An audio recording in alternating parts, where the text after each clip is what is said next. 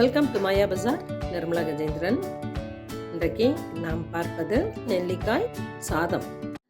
இயற்கையாக காட்டில் விளையிற நெல்லிக்காய், மலை நெல்லிக்காய் அம்பாங்க. இது கிடச்சிது. நான் அரை நெல்லிக்காயில் தான் சாதம் பண்ணியிருக்கேன். இதை ட்ரை பண்ணுறேன். கழுவிட்டு இது போல் சின்ன சின்ன பீசஸாக போட்டுக்கலாம். ஏன்னா சீவுறதுன்னா ரொம்ப கஷ்டம். கொட்டையை ரிமூவ் பண்ணிடலாம். இதை மிக்சியில் ட்ரையாக விப்பர் மோடில் 2 தடவை பீட் பண்ணிட்டு வரலாம். நம்ம கடையில் கிடைக்கிற பெரிய நெல்லிக்காயிலையும் செய்யலாம். பெரிய நெல்லிக்காயாக இருந்தால் நம்ம சீவிக்கலாம், ஈஸியாக இருக்கும். நல்லெண்ணெய் 2 டீஸ்பூன் ஊற்றுறேன். கடுகு 1/4 டீஸ்பூன் வெடிச்சிருச்சு. உளுந்தம்பருப்பு 1/2 டீஸ்பூன், கடலைப்பருப்பு 1/2 டீஸ்பூன், கட்டி பெருங்காயம் பவுட்ரு பண்ணி வச்சுருக்கேன் 2 பிஞ்ச், பச்சை மிளகா 1, வரமிளகா 2, கருவேப்பிலை லேசாக செவக்கட்டும். பொடியாக நறுக்கின சின்ன வெங்காயம் 6, மஞ்சள் தூள் 1 பிஞ்ச், கல்லுப்பு பவுட்ரு பண்ணி வச்சுருக்கேன் அதில் கொஞ்சம். மிக்சியில் விப்பரில் போட்டதுனால நெல்லிக்காய் நல்லா உதிரியாக இருக்குது, கட்டியும் இல்லை, ரொம்ப மையாட்டமும் ஆகலை. இந்த பதத்தில் எடுத்துகிட்டு போட்டுடலாம். நல்லா லோ ஃப்ளேமில் வச்சு நெல்லிக்காயை வேக வச்சிடலாம். சாதம் மண்பானையில் வடித்து வச்சுருக்கேன். நல்லா அப்படி உதிரியாக எடுத்துக்கணும்.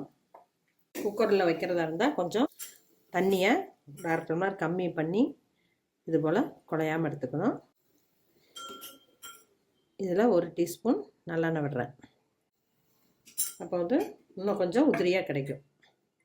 வெந்திருக்கான்னு செக் பண்ணிவிட்டு ஆஃப் பண்ணிடலாம். ரொம்ப ட்ரையாக பண்ணுனா வரன்னு ஆயிரும் நெல்லிக்காய். அப்புறம் மென்று சாப்பிட்றதுக்கு கஷ்டமாக இருக்கும். டேஸ்ட்டு பார்த்தேன், வெந்துருச்சு. உப்பு காரமெல்லாம் கூட பார்த்துக்கலாம். ஸ்டவ் ஆஃப் பண்ணிடுறேன். சாதமும் ஓரளவு வெதுன்னு இருக்கு. இப்போ இதிலேயே போட்டு கிளறிடலாம்.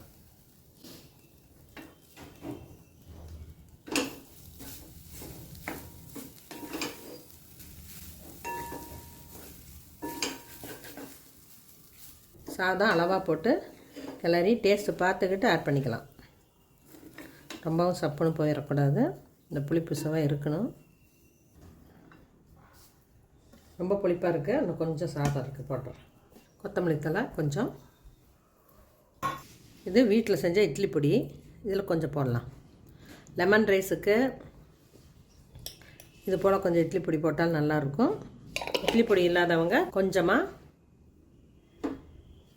உளுந்தம்பருப்பு பெருங்காயம் வறுத்து பொடி பண்ணி போடலாம்.